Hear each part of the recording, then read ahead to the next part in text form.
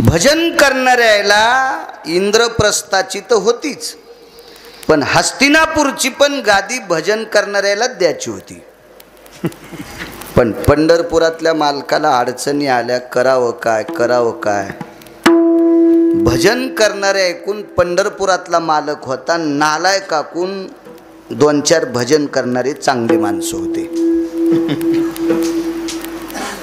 त्याच्यापैकी भीष्माचार्य भजन करणारी व्यक्ती, द्रोणाचार्य भजन करणारी व्यक्ती, कर्ण भजन करणारी व्यक्ती. एक जण म्हणला, महाराज कर्णानं कुठे टाळ वाजिला. अरे सुंबळ्या, तू कशाला विचार करतो ते. कर्ण सामान्य भारतीय युद्धातला मानवी शिव आहे कर्ण. कर्णाने वैशाली वृषालीच्या व्यतिरिक्त जगातल्या प्रत्येक स्त्रीला माय ही उपमा संबोधली. भजनाच्या यादीत कर्ण. भीष्माचार्यांनी कधी टाळ घेतला. अरे भीष्माचार्यांनी लिहिलेल्या ग्रंथांनीच सप्ताह सुरू होती. विष्णू सहस्रनाम.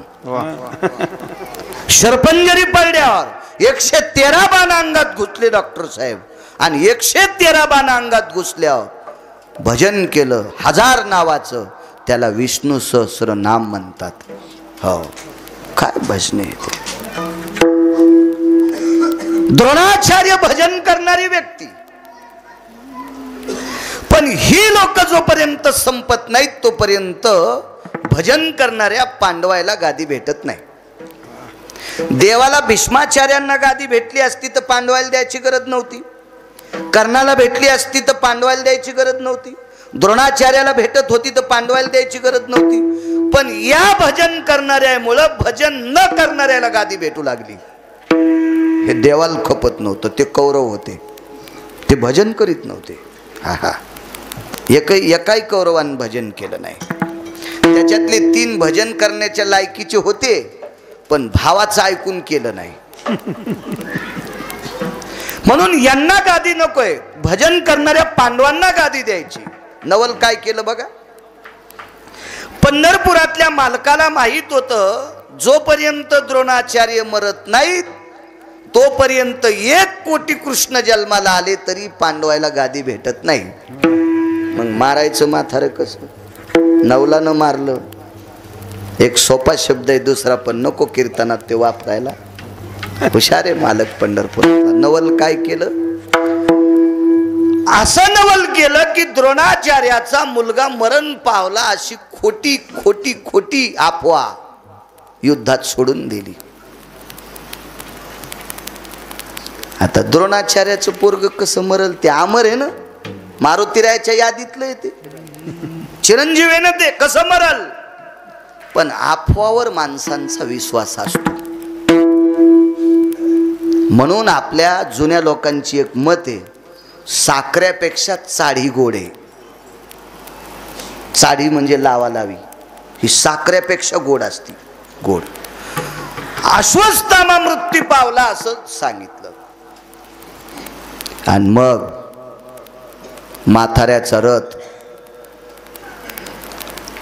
धर्माकडे पोचला. धर्माकडे रथ जात असताना हातातलं बाण खाली टाकला होता रथात. युद्धनीती आहे, हातात शस्त्र नसल्यावर बाण मारायचा नाही, शस्त्र मारायचं नाही, ही युद्धाची नीती आहे.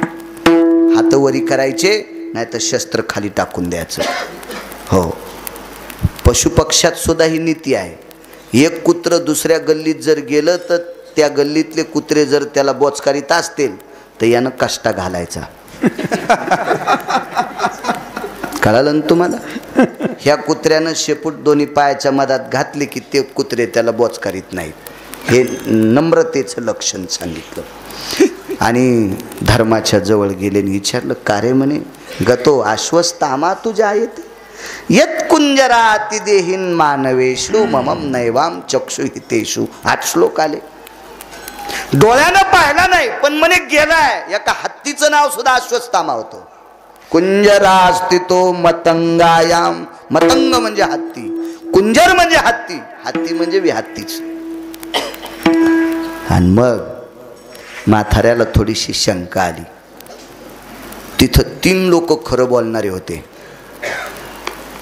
एक धर्म आणि दोन याच्या पक्षातले होते. एक यांच्या पक्षातला होता आणि एक कोणीकडेच नव्हता. त्याचं नाव विदुर, राजकारणातला 2 नंबरचा डॉन. विदुर काकाने विचार केला, इकडं बोला तर बेटे खोटे आणि याच्याकडून बोला तर याच्याकडे खेळ नाही, हे आपल्याला वाजितेन. म्हणून विदुर काका शांत बघ्याची भूमिका घेतली. विदुर काकानं अलिप्त राहिले. विदुर काका अलिप्त. कोणी येऊन कोणी जाऊ, गुलाला आपला आहेच. कोण्या कोण्या गावात माणसं असे असते, जिकून मान पार्टी येईन का? हो, काय नाही बाप्पा, देवाला मागणंच मागितलं होतं तुमच्यासारखे माणसं यावा.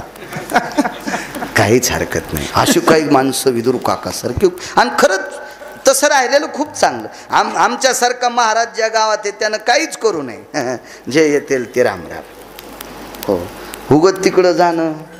आमच्या लोकांना पण आमच्या एका पाहुणा मस्त भजन म्हणत होता आणि ग्रामपंचायतला फॉर्म भरला. 3.5 एकर जमीन, 19 शेळ्या, 14 म्हशी चट इकल्या. आता नाशिकला इटा उचलायला. मी त्याला म्हणलं, अरे तू नको ग्रामपंचायत, तुम्हाला आमचं खपतच नाही. म्हणलं आता कसं खपत आहे, आता कसं गार लागायला आहे का नाही, उचल म्हणलं तिकडे गटारातल्या इटा. आमच्या लोकांनी याच्यात पडून आपल्याला रंग लागला विटेवरच्या मालकाचा, कशाला हे बाकीचे रंग, हे बाकीचे लोक त्याच्यात असं. कर्ण हा सत्यवादी आहे, नाही खोटं बोलला कर्ण. सत्य बोले मुखे दुखवे आणि काच्या दुखे, वीच विष्णूची महापूजा अनुभव नाही तुझा. महाभारतात इमानदार कर्ण, दिलेल्या शब्दाला जागणारा. आणि धर्म कर्ण एकदाही खोटं नाही. विदुर काकांनी खोटं बोलायची वेळ येईल म्हणून राज्याचा त्याग केला.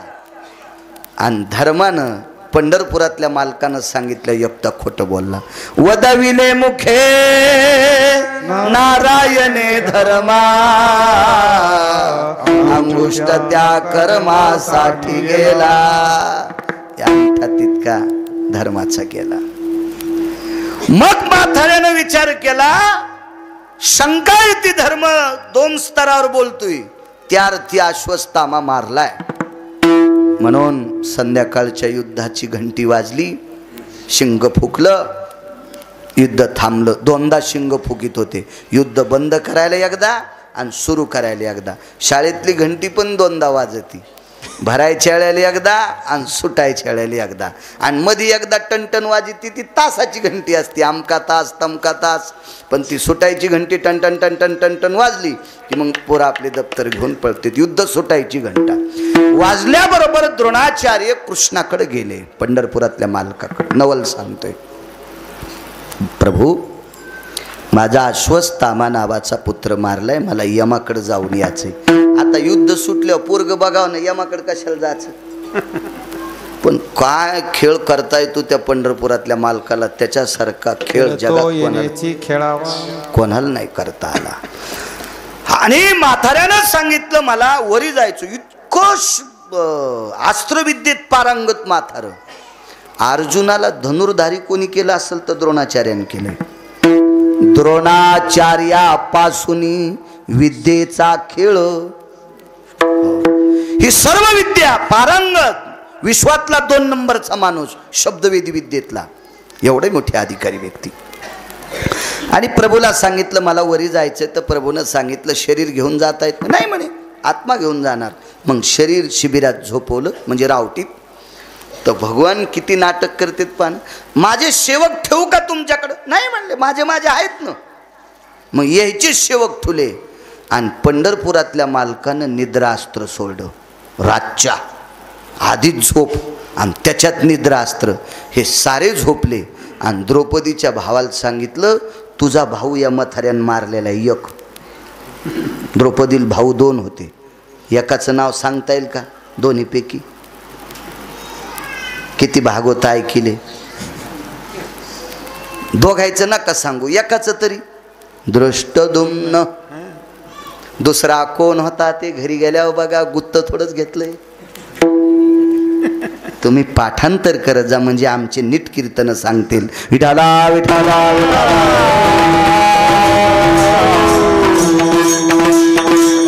श्रवण इंद्रियाची निपरी. दृष्टद्युम्नाची गाऊ जगरी, तुझी या सहोदराची भोरी येण्याची केली. सहोदर म्हणजे भाऊ. मारले रे याला, घे बदला. आणि नुसतं शरीर होतं खाली. डॉक्टर साहेब त्याला प्रेत म्हणता येणार नाही, कारण आत्मा मृत्यू स्थितीत नव्हता. विचारपूस करायला गेलता यमधर्माकडं. आणि तेवढ्या अवकाशात द्रौपदीच्या भावान म्हाताऱ्याच्या शरीराचे तुकडे तुकडे केले. म्हाताऱ्याने यमाच्या थुत्रीत आणली. कडेल दिवशी प्रणाम गुरुदेव. थुत्रीत आणली तरी यम म्हणतोय प्रणाम गुरुदेव. अधिकारी लोक होते ते. अहो भगवान पंढरपुरातले मालक द्रोणाचार्याच्या पाया पडत होते. यमाची काय टप्पर आहे त्याच्यापुढे. कडेल दिवशी आणला ठोका. प्रणाम गुरुदेव. अश्वत्थामा का मारला? अश्वत्थामा नावाचा कुंजर मारलाय. अरे अरे मला असं कळालं म्हणे. कोणी सोडली होती पुढी?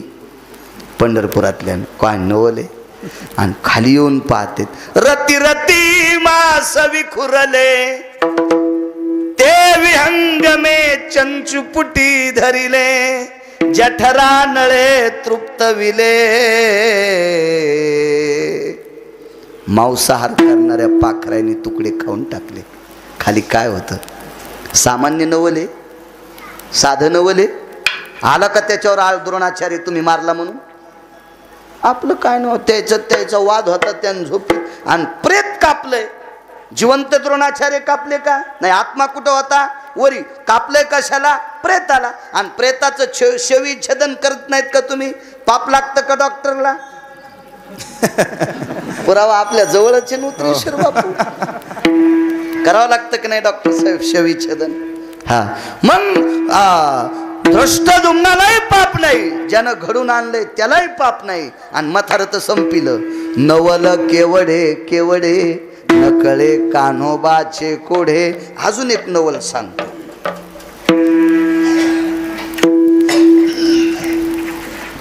मुरली अण्णा, युद्धात एका नालायकानं एका पवित्र लेकराला लाथ आणली. तो पवित्र लेकरू होतं अभिमन्यू. लात मारली, लात. हा नालायक कोण? नियमानं आत्ते मामा होता. आत्ते मामा होता तो. आत्ते मामा. त्याला बहीण दिलेली होती दुर्योधनाची. हो. आणि युद्धात लात मारली. त्याचे वडील अर्जुन, त्याचा सख्खा मामा पंढरपुरातला. काय मामा असं ना डॉक्टर साहेब? पंढरपुरातला मामा आहे त्याचा. जगाचा बाप. त्याच्या कृपेशिवाय आपल्या तुरी वाळतच नाहीत. त्याची कृपा झाली की आत्ताही आपल्या तुरीला फुलं लागतील. संध्याकाळी पाऊस काला झाला की मंदिरातल्या मालकाने ढग हलवावा. साऱ्या माळाच्या तुरी अशा पिवळ्या अड्डळ होणार फुलानं.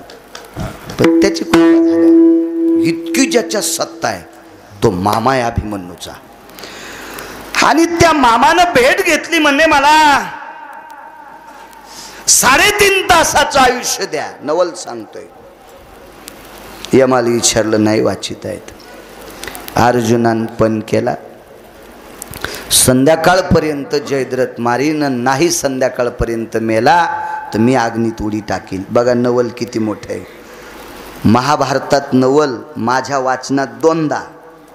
पण वैकुंठवासी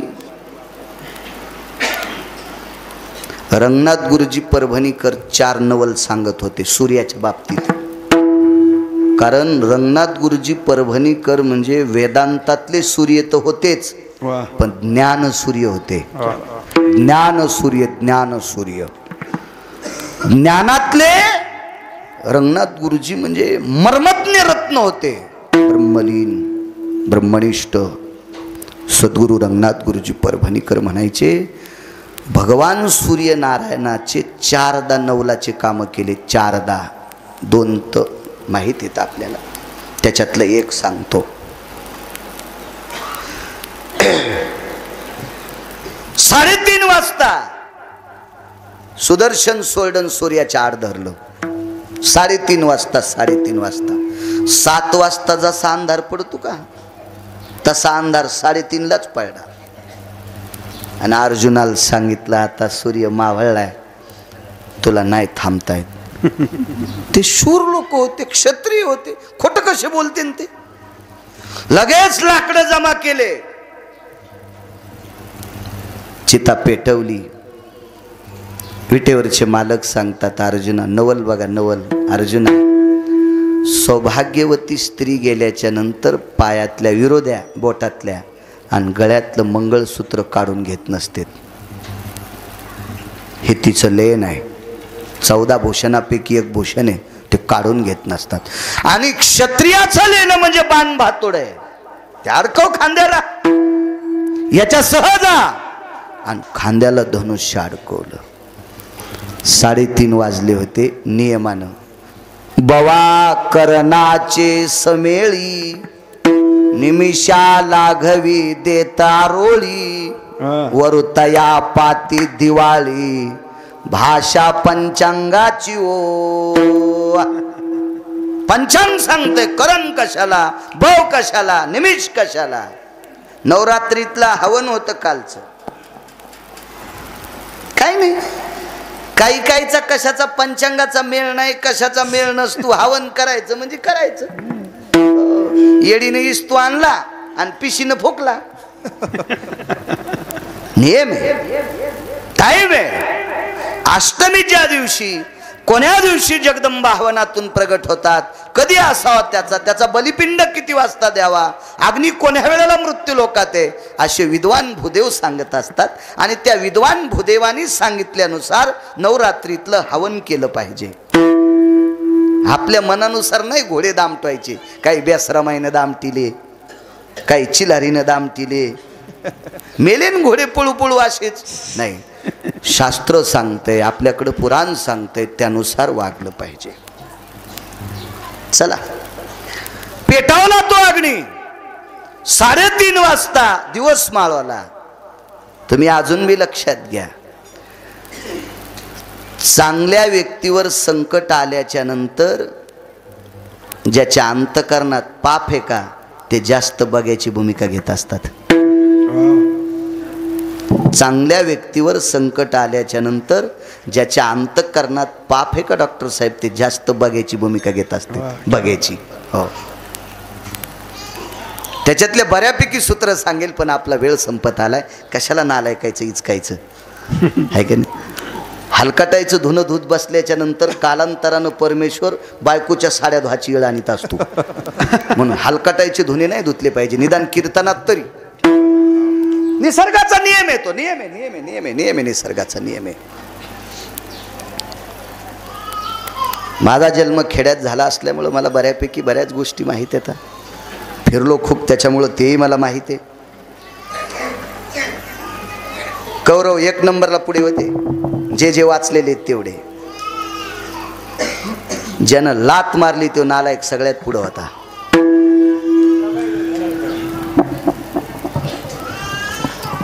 अपराधाची बोरी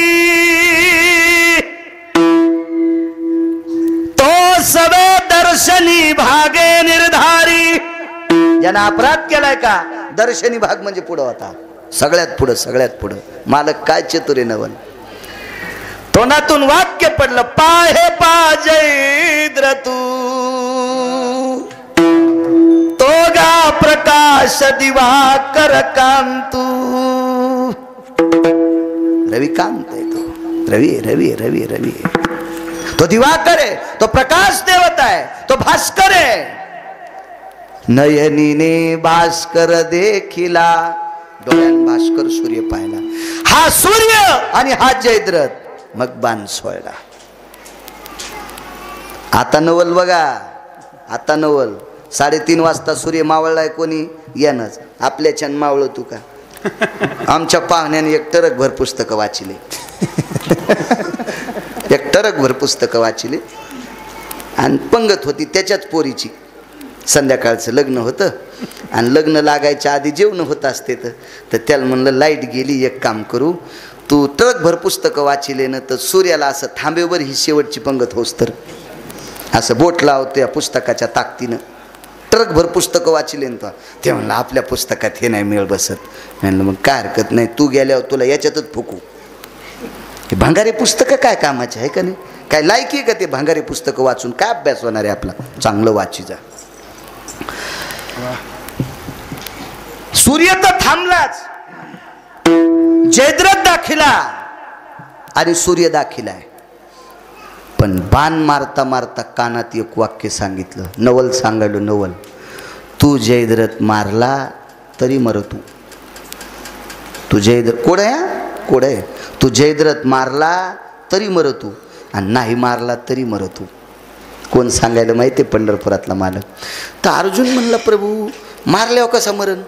मी पण काय केला, दिवस माळेपर्यंत जयद्रथ मारीन, नाही मारला तर मी अग्निकाष्ट भक्षण करीन, अग्नीत उडी टाकीन. पण 3:30 वाजलेत ना, सूर्य दिसायला ना, आता मारल्या मी कसा मरीन? ऐक रे बाबा, ऐक, जरशी दम धर.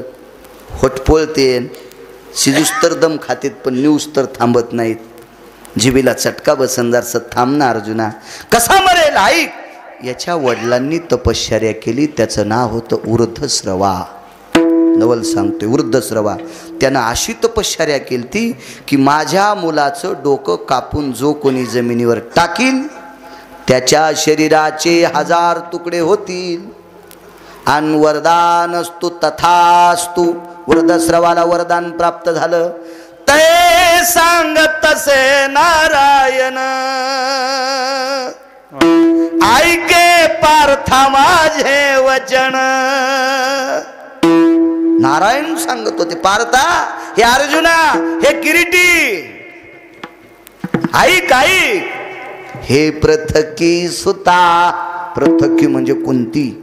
हे अर्जुना, याच्या बाबांनी वरदान मागून घेतलंय, याचं डोकं कापून जो कोणी जमिनीवर टाकेल त्याच्या शरीराचे 1000 तुकडे होणार.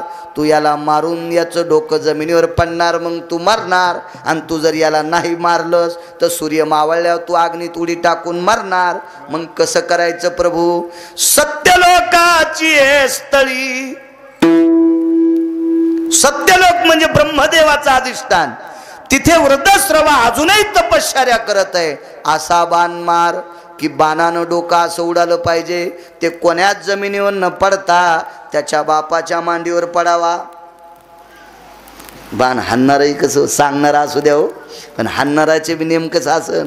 असा बाण मारला की जयद्रथाचं डोकं तुटून वृद्धश्रवा नावाचा त्याचा बाप त्याच्या मांडीवर डोकं पडलं. आणि म्हाताऱ्यानं डोळे उघडेच नाही. तपश्चर्या करता करता कोण आपल्या मांडीवर दगड टाकलाय म्हणून उचलून खाली टाकलं. डोकं तुटल्यामुळं पोट्ट मेलं. आणि पोराचं डोकं मांडीहून जमिनीवर बापान टाकल्यामुळं बापही मेला. एकाच दगडात 2 मेले. याला म्हणतात नवल केवडे केवडे, नकळे कानोबाचे कोडे. बलराम दादानं सोयरी केली रुक्मिणी आई, आमच्या सुभद्रा आई साहेबाची. सुभद्रा आई साहेब द्याल्या दुर्योधनाला. दुर्योधना माहिती ना? दुर्योधनाला. दुर्योधन 9 गोष्टीनं नालायक होता. एक गोष्ट 9 पैकी अशी होती, लग्न करण्याच्या लायकीचा नव्हता. एक मी नाही सांगत, पुराण सांगते. मी का तिथला सरपंच होतो का महाभारतातला? मी वाचून सांगतोय. पाहुनी ग्रंथ करावे कीर्तन, ग्रंथ बघायचे मग कीर्तन. लग्न करण्याच्या लायकीचा मुद्देता पुरुषार्थहीन दुर्योधन होता. बाकीच्या 8 गोष्टी घरी गेल्यावर सांगतो. दुसरी गोष्ट, दुर्योधन विद्वान असून दुसऱ्याचा ऐकत होता. म्हणून दुर्योधन प्रपंच कडीला नेण्याच्या लायकीचा नव्हता. दुर्योधन पापी नव्हता. दुर्योधनाला पाप करायला लागलं. एका चिरंजीवानं त्याचं नाव होतं अश्वत्थामा. संगतीमुळे दुर्योधन मातीत गेला. हे बा, परमेश्वरानं आपल्याला डोकं दिलंय. नालायक माणसं आपल्याला काही जरी सांगत असतील तर आपण मूर्खाचं ऐकू नये, याला विद्वान म्हणत असतात.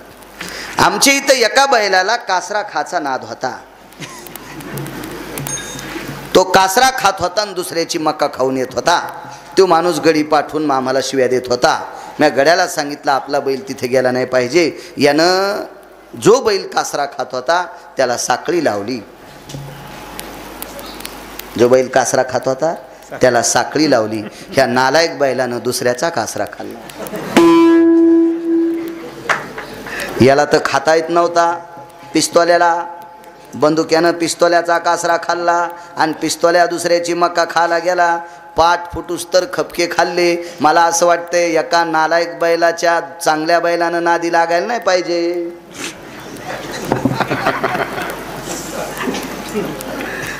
मंगळ्यानं दोन्ही बैलाला कासरेत बांधले. हे आधी दुसऱ्याचा कासरा खात होता आणि मग त्याचा कासरा खात होता. बरेच बैल दुसऱ्या बैलाला सोबती करते, एकदा घेतल्यावर काय होतंय.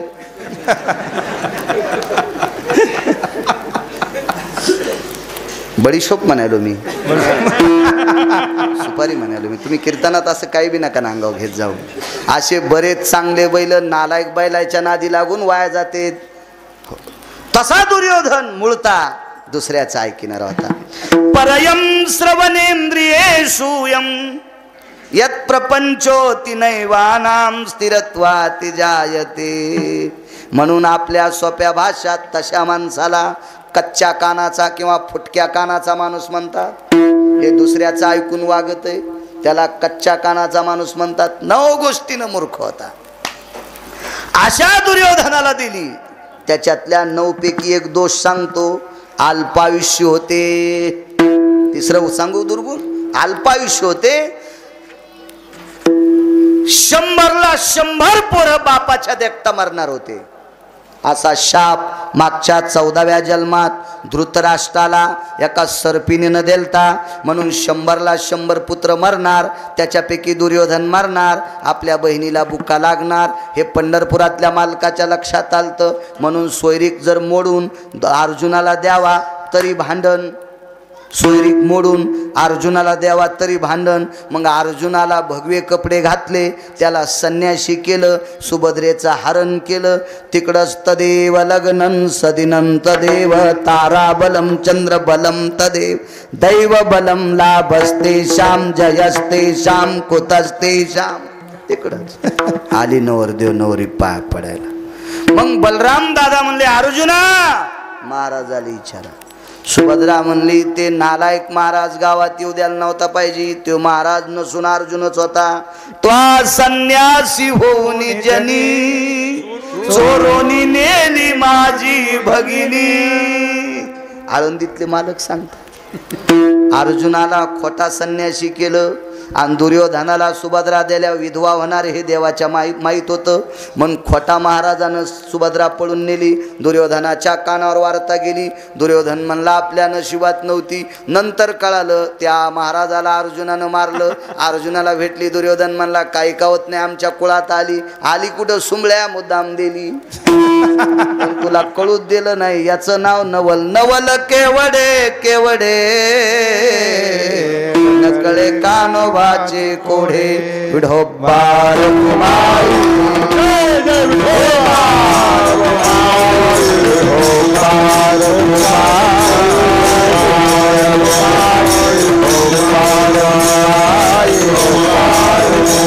पंढरपुरातले मालक मथुरेत जन्माला आले. नंदाच्या घराला मज नेई गोकुळाला. उचलीला कमळापती भगवंताला उचललं. सुपात घेतलं आणि देवकीचा अर्धा पितांबर एका कोनाड्यात होता तो फाडला. त्याच्यात देवाला गुंडाळलं. सूप डोक्यावर घेतलं. उचलीला कमळापती पायीची बंधने गळती. बाहेर आले. अमृताचा पाऊस पडत होता. अजित परमात्मा आहे. त्याच्यावर अमृताचा वर्षाव काय करायचा म्हणून शेषाला राग आला. वरती छाया धरी शेष. शेषानं वरती छाया धरली. आणि मग पुढे यमुना. दुभंगली यमुना माई. यमुनेचे 2 तुकडे झाले. मधातनं रस्ता दिला. पलीकडे गेले. 4 दरवाजे. गाईला वैरण टाकली. नंदराजानं. मोठी माणसं होती. जिज्ञासू माणसं होती. सात्विक होती. सदाचारी पुण्यशील कर्तव्य दक्ष माणसं होती. सर्वात मोठा त्यांचा कर्तव्यांक मोठा होता. जी माणसं कर्तव्य दक्ष आहेत ती माणसं कधीच भिकारी होत नसतात. उद्योगम वर्धनते लक्ष्मी. कर्तव्यामध्ये निष्ठ. अहो आपली बापदादे 500-500 एकर जमीन असणारे आपले बापदादे काठी टेकीत पण शेताला येढा करायला जात होते. आणि 2 एकर जमीन 10.5 दात घाशी तू.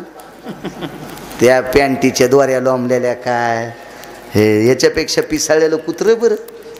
इकून दात घासायला, दुसऱ्याच्या दारात काय थुकत चालला, आणि जमीन 2 एकर, बायको 7 भाईच्या मिरच्या तोडायली, आणि तू 10.5ला दात घाशी. तू सुंबळ्या कशी पप्याची माय जगीशीन. इथं उद्योगाला किंमत आहे.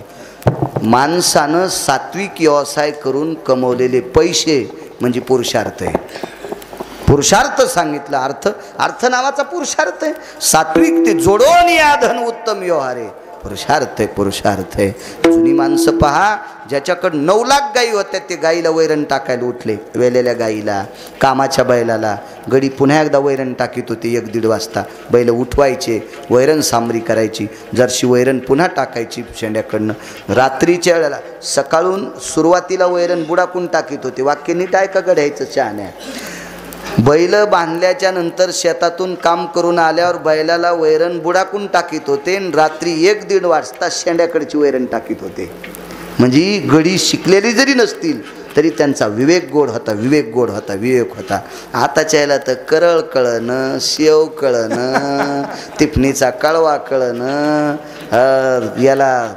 याला साव किती असावा, सोयाबीनला, बाजऱ्याला साव किती असावा, तूर किती सावावर पेरावा, काही मेळच नाही. किती दाट पेरावा, किती पातळ पेरावा, काहीच नाही. तुरील निघताही ना अशी पेरली. झाडण्या पण नाही झाल्या.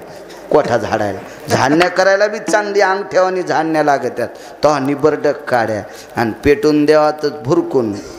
भाकर थापूस तर तुराट्या जळून गेल्या. कोणत्याच कामाच्या नाहीत ना.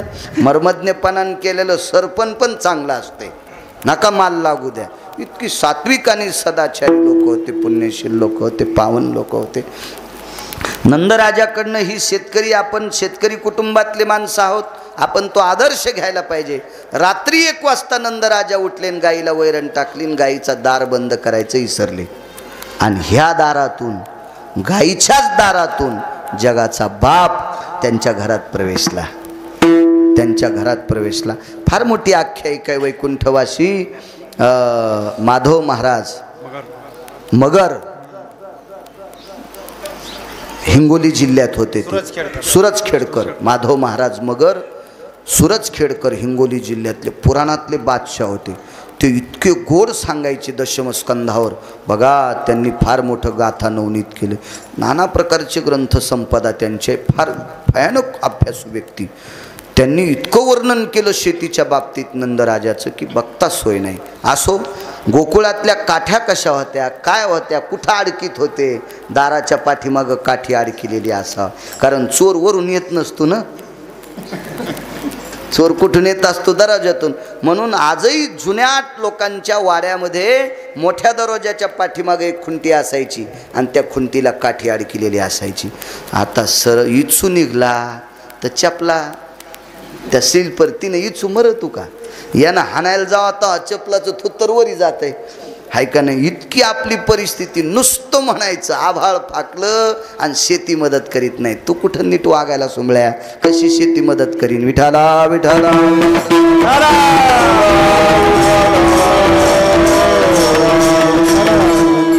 मदत करू न करू, पण पवित्र सुदिन हा दसरा आहे. या दसऱ्याच्या दिवशी शेतकरी राजाला शुभेच्छा देतो की माझ्या पवित्र या काळ्या मातीशी रक्ताचा घाम करून मातीत टाकणाऱ्या शेतकरी राजांनो, आपल्या बाप दाद्याने कमिलेली जमीन जशाला तशी सांभाळा. बालाजी भगवान तुमचं कल्याण करील. डॉक्टर साहेब, फार दिवस लागणार नाहीत, फार दिवस लागणार नाहीत. 4-2 वर्षात घट मांडायला माती विकत घ्यावं लागणार आहे. तुमच्या गंगाखेडमध्ये राहणाऱ्याला, परळीत राहणाऱ्याला, परभणीत राहणाऱ्याला, शहराच्या ठिकाणी राहणाऱ्या लोकांना नवरात्रीतला घट मांडण्यासाठी माती विकत घ्यावं लागेल. इतकं दुर्भिक्ष होणारे, काळ्या मातीला इतकी किंमत येणार आहे. म्हणून होऊ द्या. निसर्गाचा कोप असतो. ह्या बा, काही जरी निसर्गाचा कोप झाला तर पैसे खाता येत नाहीत, सोनं खाता येत नाही, चांदी खाता येत नाही. गहू ज्वारी बाजरीच्या भाकरी खावा लागत्याल. दुष्काळात आपल्याला तीच काळी माय जगविणार आहे, म्हणून तिच्यावर अतूट प्रेम ठेवा. देवावर जितकं प्रेम तितकं काळ्या माईवर प्रेम करा. एक ना एक दिवस ती आपल्याला 4 माणसात तीच बसवीत असते. तिचं संगोपन करा, तिला सांभाळा, कारण नंदराजाचा पुरावा आहे तो. असो, आणि त्या दारातून जगाचा मालक आत प्रवेश करतो. दुसऱ्या दिवशी सकाळी गोपी जमा होतात, पाहतात तर भगवंते झालती मुलगी, फिरविले दोन्ही कन्या आणि चक्रपाणी, पोरगी झालतीन पोरग कस काय, हेही आश्चर्याचा झटका. देवानंच फिरिले ते दोन्ही. बघता बघता काय सर्व आनंदी आनंद, गवळणी त्या तोंडा भुललिया. सर्व गोकुळात आनंद, एवढा आनंद, दिशा आनंदित झाल्या, जमीन आनंदित झाली, वाटेल गोपी आबाल वृद्ध सगळेजण आनंदी झाले. भगवान रांगू लागले, रांगता रांगता चलू लागले. गवळणींना नाना प्रकारचं आनंदाचं सौख्याचं स्थित भरतं दिलं, गवळ्यांना सुख दिलं. गोपींच्या सोबत रास क्रीडा केली. नाना 11 वर्ष 53 दिवस झाले. 11 वर्ष 53वा दिवस उजाळला. 11 वर्ष 53वा दिवस उजाळला. आणि त्या दिवशी आकृन नावाची व्यक्ती जगाच्या मालकाला नेण्यासाठी आली. गोकुळात 11 वर्ष 53 दिवस राहिले. त्याच्या अलीकडचा मुद्दा सांगतो. एके दिवशी आईसाहेबांना सांगितलं, कृष्णा आता तू मोठा झालास, आता तू रिकामं बसून खायचं नाही, आता जाई राना सवे घेऊन गोधना, तू काहीतरी काम करायचे. अर्थशास्त्राचं नीतिमूल्य मोठ्या माणसाच्या मुखारविंदातून ऐकलेलं वाक्य सांगतो डॉक्टर साहेब. शिक्षणाचा काळ संपल्याच्या नंतर, शिक्षणाचा अभ्यासाचा काळ संपल्याच्या नंतर त्याच्या पुढचा 40 ते 45 वर्षापर्यंत आपल्याला लागतंय त्याच्या 8 पटीनं कमीलं पाहिजे. तो संसारातल्या लोकांसाठी पोषक असतो. म्हणजे 20 ते 22 वर्षाच्या नंतरचं वय काम करण्याचं असते. आणि या काळात जर 10 रुपयाची भाकरी खात असेल तर 80 रुपये संध्याकाळच्याला त्यानं घरी आणले पाहिजे. तो कुटुंब व्यवस्थेतल्या लायकीचा आहे. 40 रुपयाचं खात असेल आणि रुपया जर कमीत नसेल तर घरातल्या लोकायला लवकर भिकाला लावणारा तो हरामखोर असतो. व्यसनी माणसापेक्षा आळशी माणसं देशाला घातक असतात. व्यसनी माणसापेक्षा आळशी माणसं कुटुंबाला घातक असतात. 5 लोकांना काम करावं आणि एका आळशानं नालायकपणा करावा, अख्खं घर मातीत जात असते, अख्खं घर. म्हणून उद्योगंवर धनते लक्ष्मी, काम करणाऱ्या माणसाला सर्वात मोठी किंमत आहे. आईसाहेबांना सांगितलं, कृष्णा आता तू घरी बसायच्या लायकीचा नाहीस, आता तू मोठा झालास, आता जाई राना सवे घेऊन गोधना. गाई वासर सर्वांना कथा ज्ञान प्रचलित आहे. सर्व एकत्रित बसले. बिभ्रतं वेन शृंगायाम प्रसाद रस्तुम कवलायाम व्याधि निरसन हितार्थायाम प्रसाद रस्तु तज्जायते. गोपाल कृष्ण भगवान की ज्ञानेश्वर माऊली.